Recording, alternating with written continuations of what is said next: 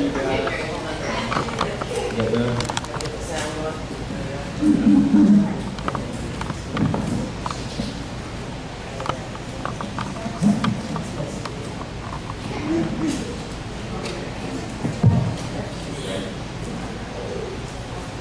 Okay, let me see. I could talk for days on this, but I think what I'm going to stick to is the event. Nothing of the abduction per se now. January the 8th of 2007 was the day it all happened. The day I was changed.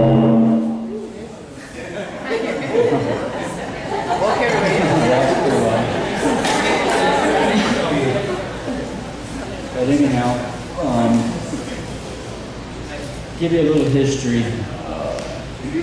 Until that day, I'll be 51 years old this year, and I've always been a professional builder, you might call it, home builder. I took over a pretty large company from my parents, and we were building upwards of 100 homes a year in the Fayetteville, North Carolina area. And the reason I brought that up is that's all I had time to think of. I never thought of UFOs. I never was interested in the subject. But I got very sick in like the late 80s. I came down with Crohn's disease. And my doctor in 2006, 2005, late 2005, I nearly died from it. In fact, they called my whole family to the hospital to visit me on my last moments. It was that bad.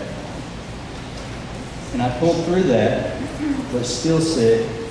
And my doctors told me if I didn't sell or get rid of my business, it was going to kill me. That's the main culprit.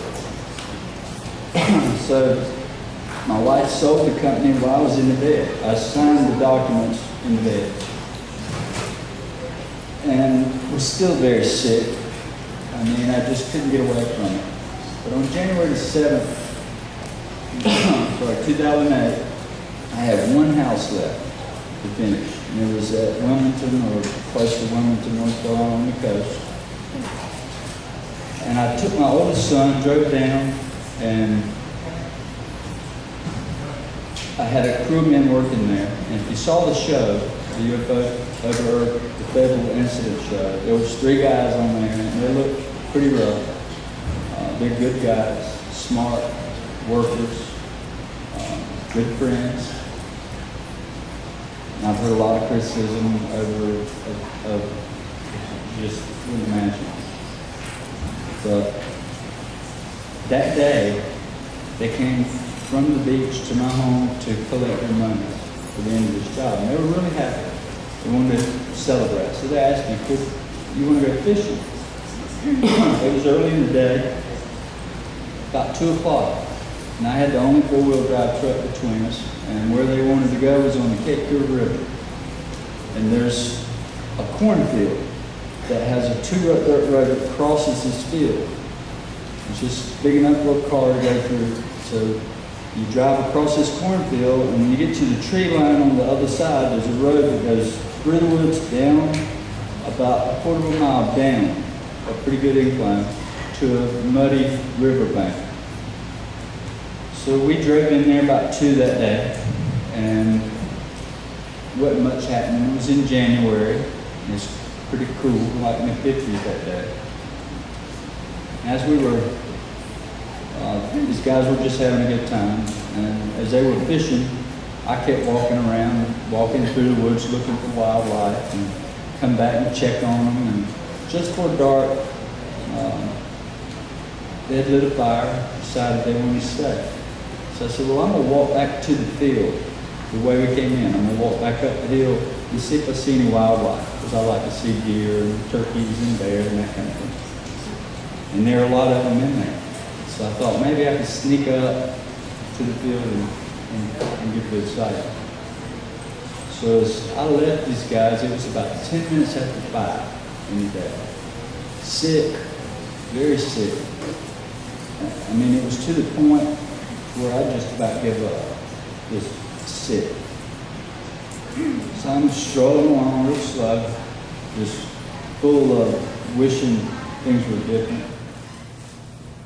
It's important, the reason I'm telling you this, because today I don't have Crohn's. I was healed that day by these things. I walked up this road, up this hill. When I got to the top of the hill where the field was, I could see the opening in the field was above me. So I made my way up this hill. When I got to the top of that hill, there was two orange, it looked like the setting sun, big as the sun, swirling with like fire coming off of it. Tangerine orange, the color of your shirt. And immediately, it scared me. It was 5:15 maybe, 20 minutes after 5 when I got there, just a short walk. And the first thing I thought was, I've got to run. First thing I thought. It scared me. I knew it wasn't right. So I turned to look back like I'm going to run just to check my path. And when I looked back towards the field, it looked as if the sky just opened up and this third orange fiery ball shoots out and comes right up beside the other two and stops immediately. So right then I knew it saw me. I knew they saw me. So the next thing I remember, I'm running back to the fire. That's the thought I had when I saw them, and the thought I had when I got back to the fire. I'm just now getting to the fire, but I didn't realize when I got back to the fire it was after 11 o'clock at night. The whole crowd that was with me had sent out search parties. Between them, there was 4 of them, my son and 3 other men about my age. And they had looked and looked and looked and looked. They met back at the fire. As I ran up to the fire, they're panicking. I'm excited. I'm still thinking it's 5:30. Really. I mean, I just could not imagine any time was gone. So I'm jogging up to them. They're like, where you been? Where you been? I said, what do you mean where I've been? I've been up the field. I said, where's my son? They said, well, he left 2 hours ago on foot looking for you. So now I'm scared.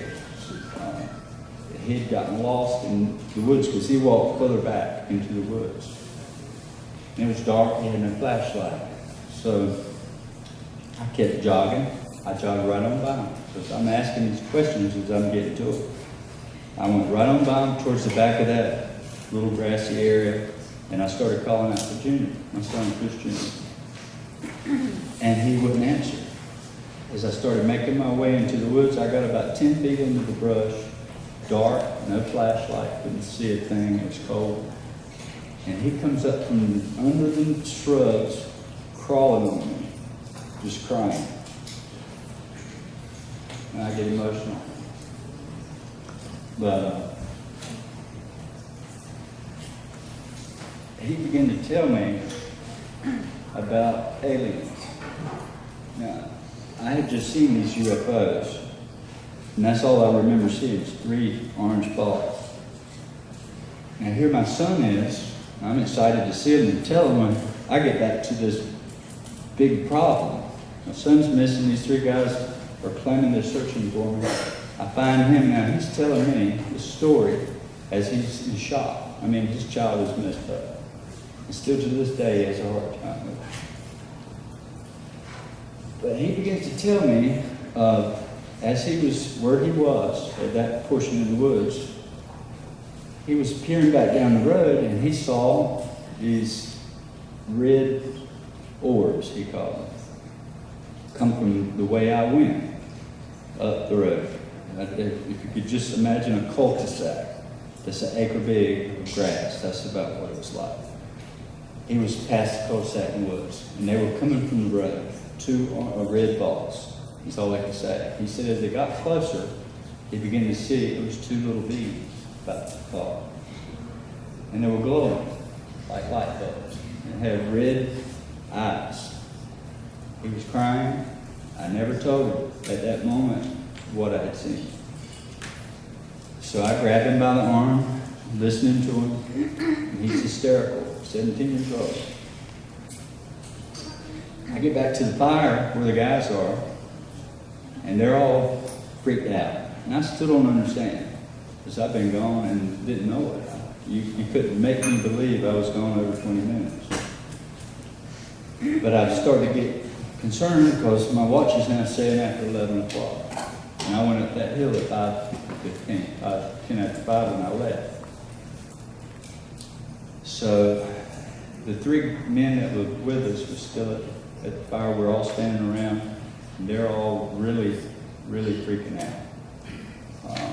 Why my son is crying and saying what he's saying. And I had told them on the way through that I had seen these 3 UFOs. So they were really kind of nervous and strange acting. Well, about that time, one of the guys hollers, "Look."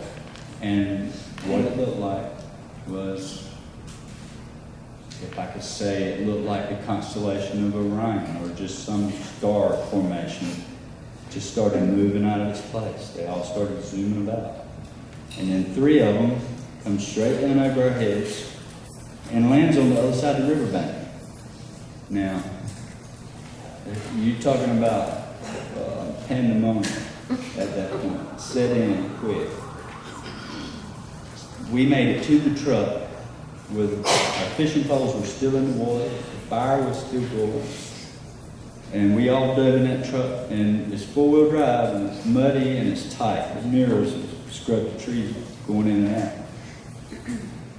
So as I'm trying to maneuver my truck through here, they're screaming to the top of their lungs, "Go, go!" These men they were in the back seat. What I didn't see, because my mirrors were tight, and they're all in the back, and they're looking out the back window, one of these beings was still there. Was chasing the truck. And it was on all fours. It was running like so. It wasn't walking, it wasn't running like a dog, it was loping like so. Now, that hill that I got to the top of walking, I went over that hill in the air. I mean, we were panicked out there. As soon as we crossed the top of the hill, I slammed on brakes, because the 3 UFOs that I had left earlier were still there. And one of them was sitting in the road in front. It was hovering about 5 feet off the ground. And it looked, I tried to describe the thing best I could to discover. That it had spikes or protrusions, and it looked alive, but they got it wrong. But if I could say this, an exact, I've seen a video of exactly that craft that I described recently. Somebody in Florida took a picture of it on I-10 highway and posted it, and that's it. So I can tell you that was it. It was moving. It was white. When they set still, they looked orange. When they moved, they would glow white. That's how they appeared. But the thing sat in the road for about 10 minutes. I hear one of the guys saying, "Where's the Air Force?" You know, we thought it was the end of the world. We were being invaded. We were looking for help. And there's a house not far from us, and they're shouting, "Let's go to that house. Maybe we can find somebody, or find a phone, and find somebody, some witnesses to this." So I pull over just a ways and get to this house. I mean, the house is like on the property next to the property we're on, and it's back at the edge of the river. So one of the guys jumped out, and he's beating on the door, and the door's wide open, the front door. TV's on, their cars are there, nobody comes to the door. And MUFON suggested later maybe they were taken or something, I don't know, but they weren't there. But they went back after that, and they claimed they were there the whole time. MUFON investigated that part. Long story short, about that time we heard 3 gunshots. Boom, boom. Somebody in that area was shooting, and I assume they were shooting at that craft.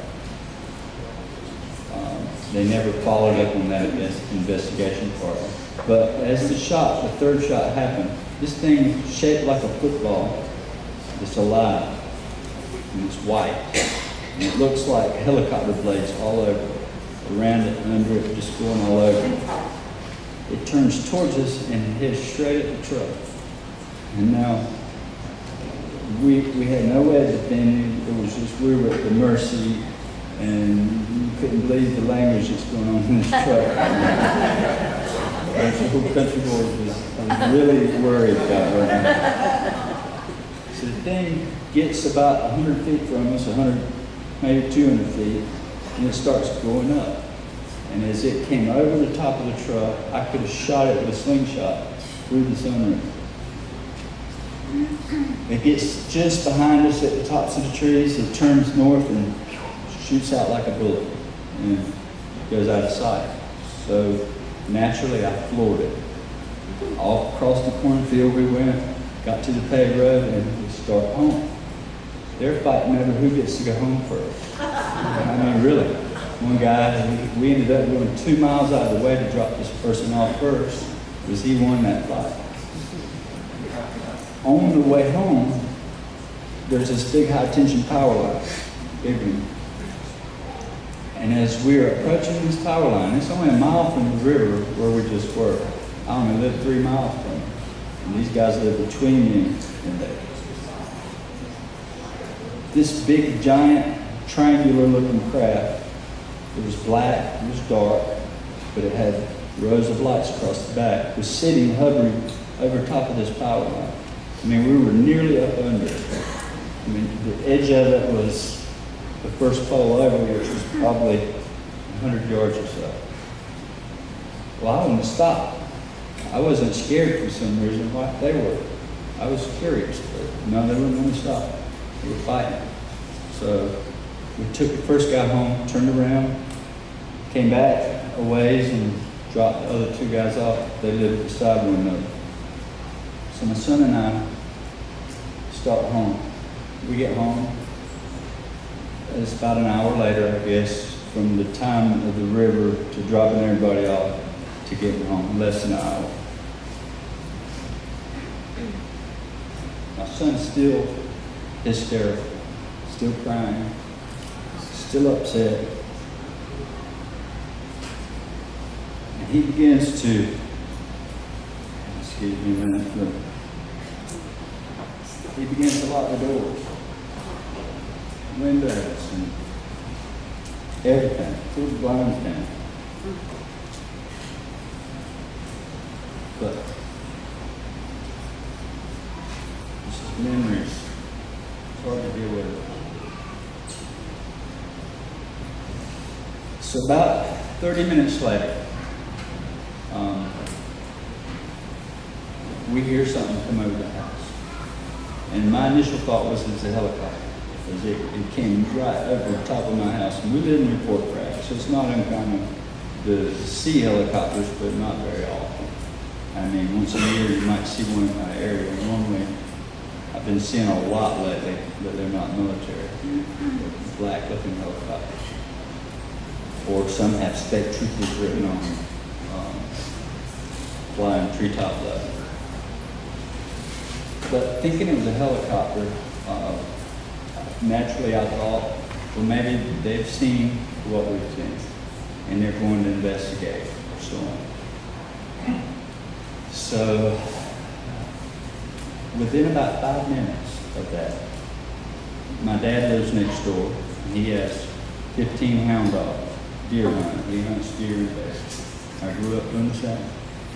And in fact, I have a state record. He was state record, 660-pound black bear. And I shot him from 6 foot away, standing up looking at him.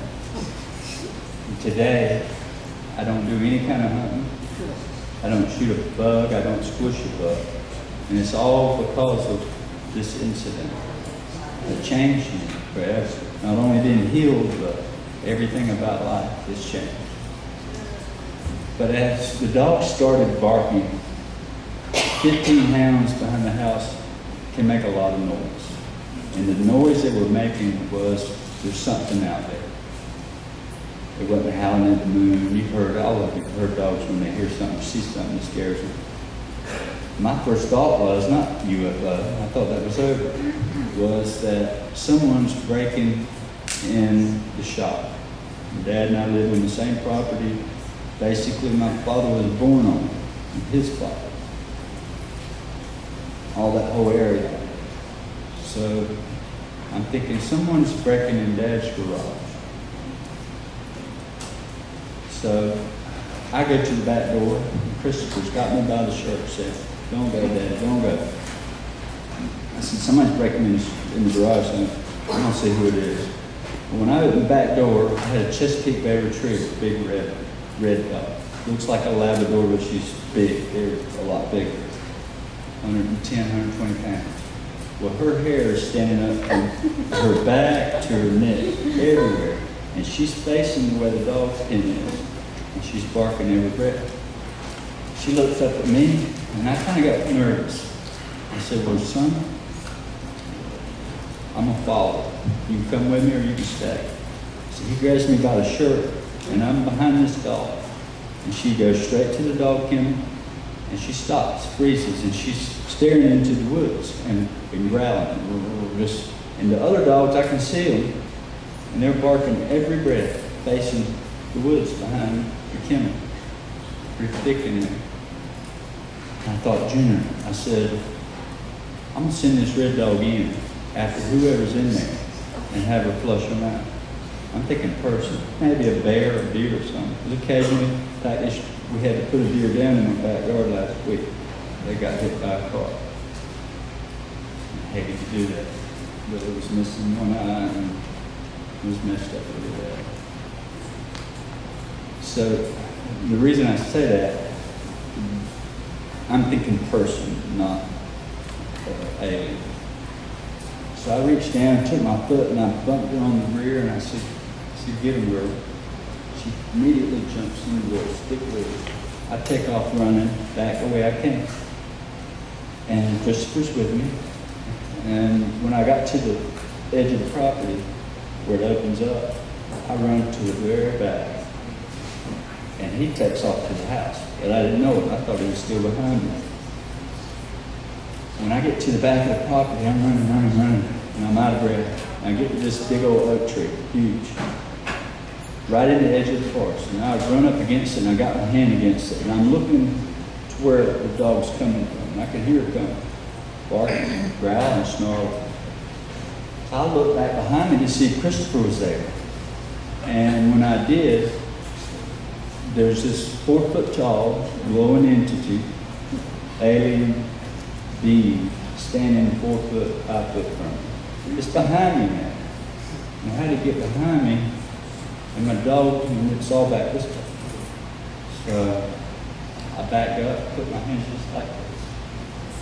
I looked straight at it, and I said, "You got me." That's all I can say.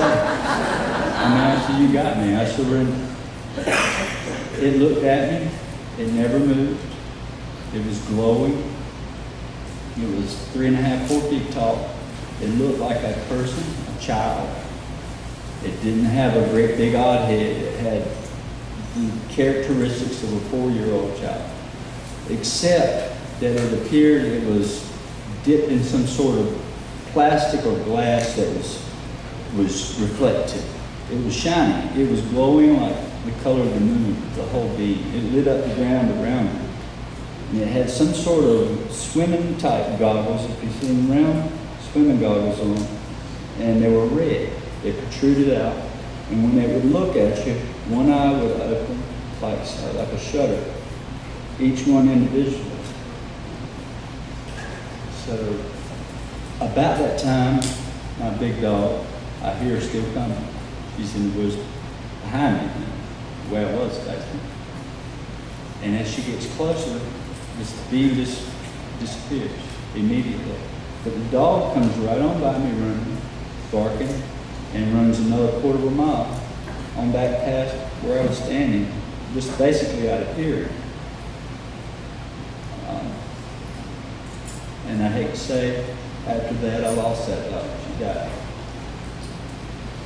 Her and my dad's dog, it was a bulldog. They went missing for 2 days, both of them, and couldn't find them. We never lose them. Never. When she came back, she just appeared in the yard, both of them, the bulldog and my real dog. I had to physically take the bulldog, a pit bull, mean as they are, I pick this dog up and take it to the house. It wouldn't go near the house. But within a week, he died, 4 years old, perfect health, been in the vet every month. And my dog was 4 years old, died within 2 weeks in the vet's office. And they said they didn't know why, just something mysteriously sucked the life out of it. And from the investigations and what we kind of believe is there was a depression in my yard, and it's still there, which was a circle 16 foot, and we have beautiful centipede lawn. It's always been there, 40 years. But now there's a round spot that is like a skid mark that goes where the grass is gone and nothing but dirt. I mean, the dirt is powdery showing through it. And the circle is depressed down 3 inches deep. Because they investigated, they sent investigators there. The tree that I was standing under while this being was there died too. Within 6 months, it was dead and falling to the ground. This oak tree. But this circle left this trail 50, 60 feet. And around it, a pecan tree to this spot. And then there's 3 circles. One was bigger and there was 2 beside it. It's like 3 rings connected. Really weird. It's still there. It's 5 years later, and the grass is just now coming back. But there was no grass. So at that point, my wife was out of town. Been married 30 years this year, happily. But when she got home, I began to tell her and everybody I knew this miraculous, this story. I thought the world would want to know. And here, I never knew anything about UFOs, never studied them, because I was always working 7 days a week. Had to, and it was killing me. But when I told my wife and the community, they thought I was nuts. They tried to have me committed. My wife left me for 3.5 weeks.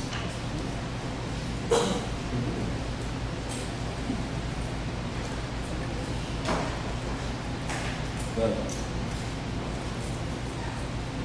I tell you, emotions is tough to think about it.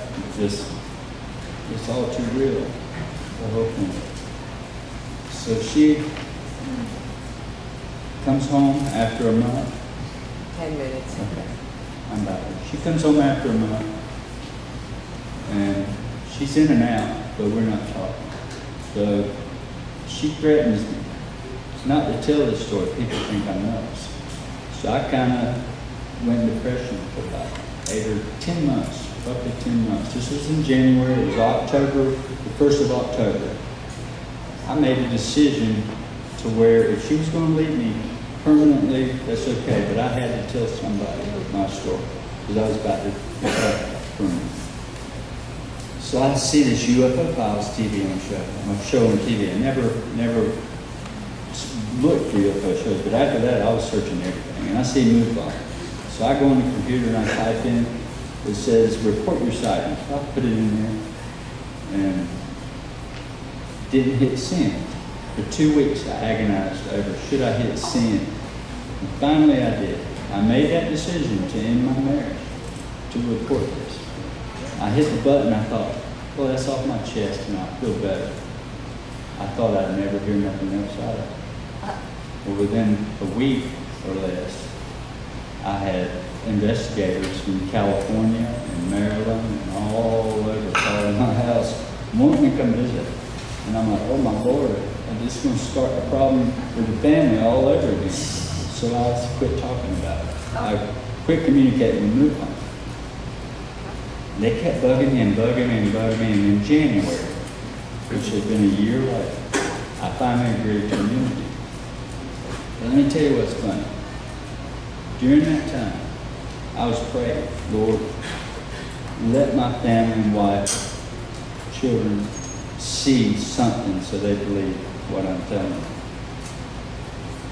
And the strangest thing is when MUFON came in January, they took the conversation away from the investigator and began to ask him questions about things that they were seeing that they never told me. Seriously. So since then, they've all seen the craft. My wife has seen one of the beams in broad daylight behind me. She's a firm believer now, I can tell you. It's really changed our family, it's changed our life, but MUFON comes in and does their investigation. And during that time, Discovery comes in, they bring Discovery in, and they want to do this show, and I agreed to it, and they did it. And there's tons of evidence. They took evidence of the ground, the circles, the trees. They found radiation. They had 3 other men on tape testifying to this creature's chasing the truck, to the craft, to me being gone. But they changed the whole story and made it all about what they call balance. They had balance. They didn't want to tell the truth. They wanted to make it where, I mean, it was a great problem over this. I had a cat. Tell you how they did it. This Discovery thing. First is they call me, they're coming in to do this filming, so here we are, country folks, and my little kids are all excited, Discovery's coming. And TV people from California, so they're all excited. We'll be there at 8 in the morning. 8 in the morning, they didn't show. 9, they called. They said, we're in Fayetteville, we're at the hotel down the street. Can you come by here? Sure, we'll come by there and sign some paperwork and all that. Well, when we walk in the door, my wife and I met at the front door by this guy that worked with the FBI that's giving a lie detector test. And that's the first thing they did the first day I met them. And then they filmed the whole show after that. And it was a big ordeal. I didn't do it for money. I didn't get a dime out of it. Didn't ask for any. I just wanted to tell the truth. And I can tell you, they don't necessarily want us to know the truth. I don't know why, but it seems to me like when you got 5 people, just like Travis's story and everybody else's story, they don't, I mean, I don't have to say that. Everybody knows that it's real. They're there. I have seen them. My child has seen them. These 3 other grown men have seen them. In broad daylight, I saw them. And it completely changed me from the person I used to be. The person I am today is not the same. But I can tell you this, I was healed from Crohn's disease. 15 years, I nearly died twice. And on top of that, when I say twice, I'll tell you what. During the regression, I did hypnotherapy with Dr. Michael O'Connor, and was trained under John Mack, Harvard. When I was 10 years old, I was shot in a hunting accident. Nearly died. I was shot in the back from point blank. Hole this big, right through my shoulder. And everybody, when you're 10, you go to school. I stayed out of school almost a year. Couldn't walk. And I was the center of attention. This guy's been shot, so everybody wants to come. What's it like to get shot? What's it like? I said, well, all I can say is I woke up in the hospital from a dream of flying through space. That's all I remember is flying through space. I'm standing on something I can see through the sides and the floor, and that's how I remembered it. But during the regression, it came out that they were there during that time and kept me from dying. So, Excuse me. yes, sir. Before you wrap up, I want to help you. You mentioned the dog died mysteriously. Mhm. We've got a guy on our experiencers team, his dog was attacked by something during one of his encounters. He took it to the vet, and the vet identified that it had been poisoned with some sort of bacteria that they had never seen before. And he said, he almost joked that it was not from this world. And the vet offered to cover all the bills for the dog if he could study the dog for like 3 days. And I wonder if your dog maybe suffered the same. My cat I can died. tell you this, I can tell you this, she was, when I got her back, she was real, both of them, they both came, went at the same time and came back. They were very slow, and she just started wobbling and would fall over, poof, right on her side. I had to pick her up, and she was, within 2 weeks, she couldn't move and just passed away.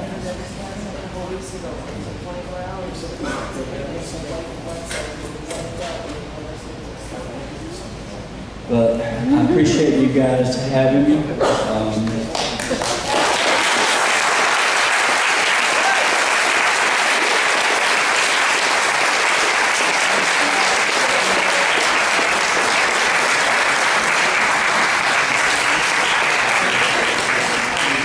These girls are great. They're great.